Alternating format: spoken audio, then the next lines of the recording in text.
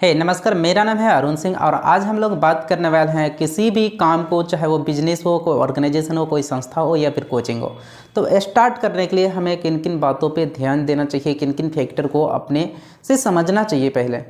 तो चले हम लोग स्टार्ट करते हैं। जैसे किसी भी चीज़ को आप चलाना चाहते हैं, सबसे पहले मान लेते हैं कि मैं बिजनेस करना चाहता हूँ और मैंने अपने नीश को भी सिलेक्ट कर लिया, क्योंकि यह बहुत ही ज़्यादा इम्पोर्टेंट है कि आपका जो लक्ष्य है, आपका मेन फोकस है क्या चीज़ का है, आप क्या चीज़ को लॉन्च करना चाहते हैं, क्या प्रोडक्ट आपका है।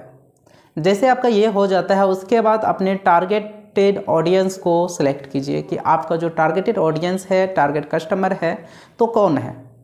कोई छोटा बच्चा है या फिर उससे बड़ा है, बुजुर्ग है, आप किसके लिए ये प्रोडक्ट बना रहे हैं।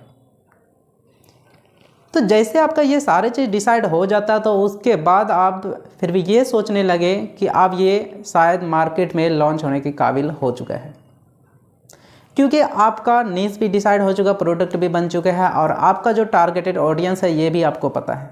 तो उसके बाद आप डेफिनेटली इसे लॉन्च कर सकते हैं। मैं ये नहीं बोल रहा कि अभी आपने कंपैरिजन नहीं किया, मार्केट को समझा नहीं, एनालाइज नहीं किया।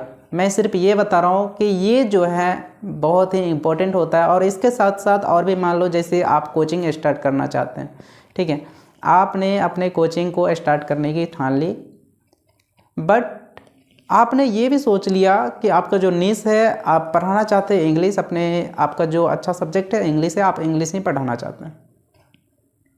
आपका टारगेट तो फिक्स हो चुका है, बट आपने ये टारगेट नहीं किया कि आपका जो टारगेटेड ऑडियंस है, टारगेटेड जो स्टूडेंट हैं, वो कौन है।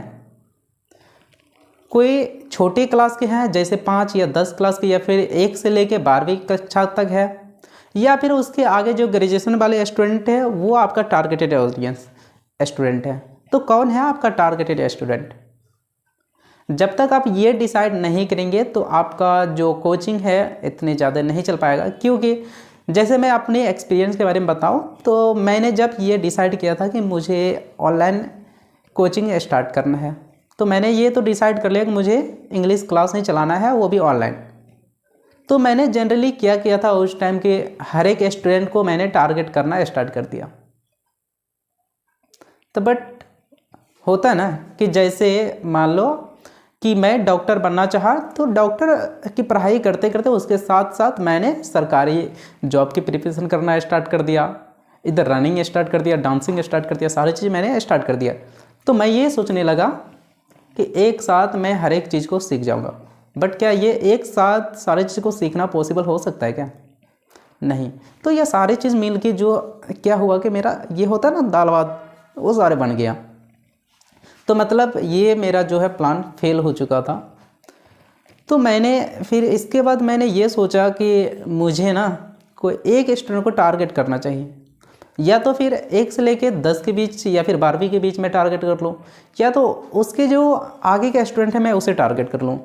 बट मेरा तो स्पोकन क्लास है, तो इसमें मैंने अब ज़्यादातर जो टारगेट करने के स्टार्ट किया है, तो ये 5 से लेके जो आगे के जो कोई बिजनेस कर रहे हैं या फिर कोई एम्प्लॉई हैं, तो ये सबको मैं टारगेट करने की कोशिश कर रहा हूँ। क्योंकि मेरे स्पोकन की क्लास है, तो स्पोकन हर एक आदमी सीखना चाहता है। स्पोकन के साथ साथ ग्रामर की जो है, ग्रामर खास करके ये स्टूडेंट के लिए होता है। तो ये मेरा कन्फ्यूजन की बात हो जाता है। तो ये सारे करने के बाद क्या हुआ कि मेरा जो प्लान जो पहले बन रहा था वो सारे मेरा अनसक्सेस हो गया, ये कोई भी मेरा सक्सेस नहीं हुआ।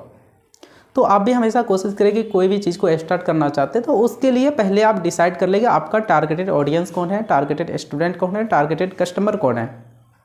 तो ये बहुत ही ज़्यादा मेन इंपॉर्टेंट फैक्टर है, तो इस पर हमेशा ध्यान रखें। So thank you so much everyone.